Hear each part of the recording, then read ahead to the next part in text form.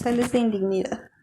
Presentado por Ángela Holguín, Joana Zambrano, María Fernanda Ortega, Roland Rodríguez. Curso 8F. Artículo 1029. Indignidad del asignatario por promesa de hacer pasar bienes a un incapaz.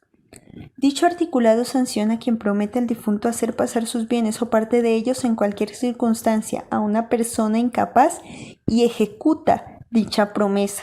Sin embargo, esta indignidad no puede alegarse cuando de ella se presenta aquel temor reverencial que representa la honra y el respeto por el difunto. Para desarrollar el anterior apartado es pertinente tener en cuenta al maestro Pedro Lafón Pianeta, el cual en su libro Derechos de Sucesiones se manifiesta. Con todo, no se incurre en indignidad cuando la persona ha hecho la mencionada promesa inducida por temor reverencial del difunto, caso en el cual dicha promesa queda viciada.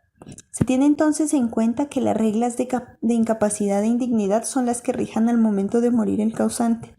Esta causal señala entonces el castigo que recibe quien se presta a intervenir como persona interpuesta para efectuar esta maquinación, situación que se torna un poco más benevolente cuando quien por temor reverencial promete y dicha acción procede de una inducción. Se ha catalogado de inmoral el contenido de este artículo por el aspecto de que incita al promitente a no cumplir lo prometido y a engañar al difunto. Pero debe pensarse que si la ley es humana al no castigar al promitente por sola su promesa, también es consecuente al sancionar con rigor la ejecución de la promesa. Nadie incita a que se engañe al testador, y si éste pretende violar la ley y hace fuerza moral sobre otro para que sí la viole, no se debe esperar que la propia ley lo apoye en esa actuación ilegal. Artículo 1030. Perdón de la indignidad. Este artículo consagra el perdón del causante al indignado, al determinar que las causas de indignidad vistas no pueden alegarse si con posterioridad a su configuración el causante hubiera otorgado un testamento, inclusive si se pudiera demostrar que el testador desconocía la existencia de dicha causal. Este perdón se da de manera expreso y de manera tácito. Decimos que es expreso cuando el testador voluntaria y expresamente manifiesta el perdón del indigno o declara que éste es merecedor de sucederle, inclusive cuando no le deje asignación alguna. Decimos que es tácito cuando el testamento se otorga con posterioridad a la fecha del acaecimiento de la causal de indignidad, pues se presume que el causante tuvo conocimiento del acto indigno y sin embargo su voluntad fue de incluirle al indigno en su testamento. Según la doctrina, según Hernando Pardo, profesor de Derecho Civil de la Universidad Javeriana, en su libro Las sucesiones, dice: presume la ley el perdón del ofendido y lo presume de derecho, porque no acepta prueba en contrario, ni la que ofrezca para demostrar que el difunto ignoró la ofensa. Como todas las presunciones de derecho, tiene una razón de orden público, para dar seguridad a los testamentos y para cerrar el laxo de muchedumbre de pleitos que se levantarían de no haberse presumido el perdón. También tenemos a Pedro Pianeta, profesor de las Universidades Nacional y de Libre de Colombia, que en su libro Jurisprudencia Sucesora nos dice: sostiene que las más importantes características y requisitos de dicho perdón son que el hecho generador de la indignidad haya acontecido con anterioridad al otorgamiento de la última voluntad del causante. De lo contrario, no podría darse el perdón. También dice que acertadamente expresa que así se consagre un perdón para la indignidad, existen causales que simplemente son imperdonables, no por el mero hecho a la gravedad del acto, sino por la imposibilidad física y material de consumar dicha rehabilitación.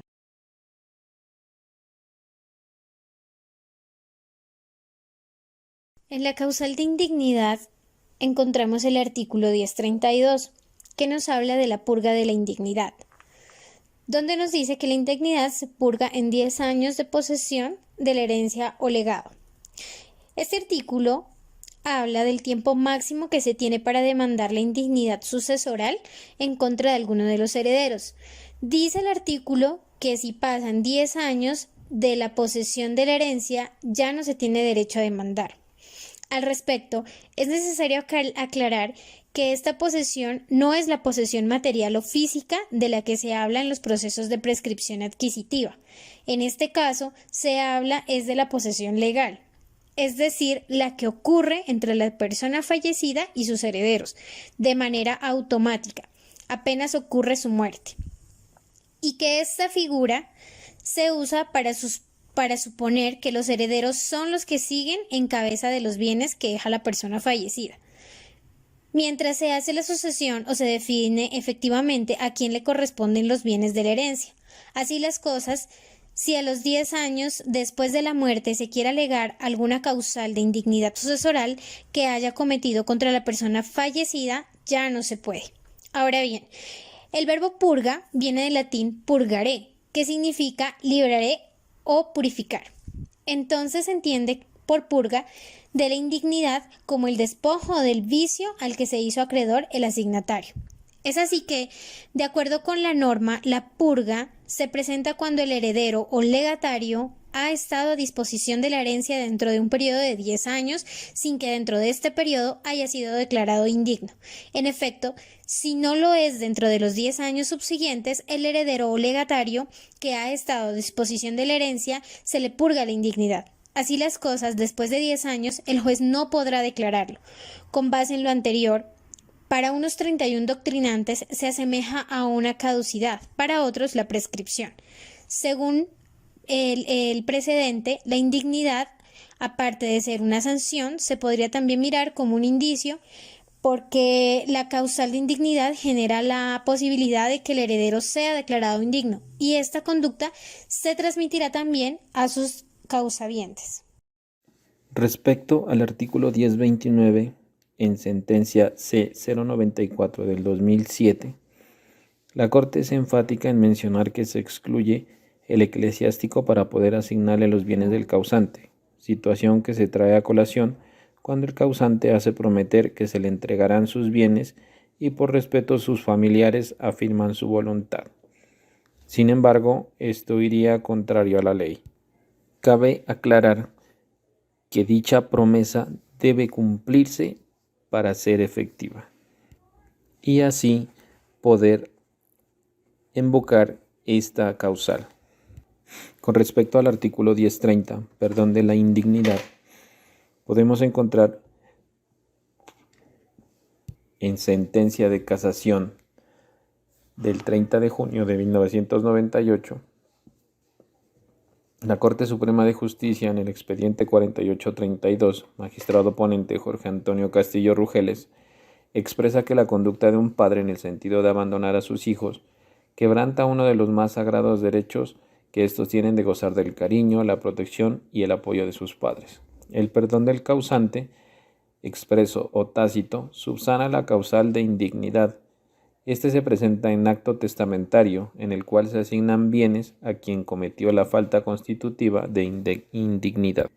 Para el artículo 1032 encontramos la sentencia 195.07 de julio 28 del 2007.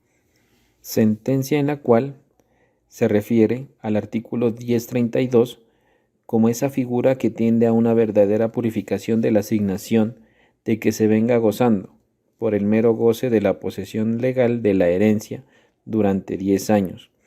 Por supuesto, con mayor énfasis cuando esa posesión recae verdaderamente sobre los bienes de la herencia. Para ciertos autores como Fernando Vélez, Hernando Carrizosa, Pardo, Manuel Somarriba, Undurruba, conceptúan que es suficiente la posesión legal de la herencia, que es la que confiere la ley al heredero en el momento en que sea diferida. Además, el artículo 1032 pide posesión de la herencia y no de los bienes. Se refiere o se dice ante todo a la posesión legal sin excluir la efectiva, si la hubiere, ni la de los bienes en concreto al serles adjudicados al heredero.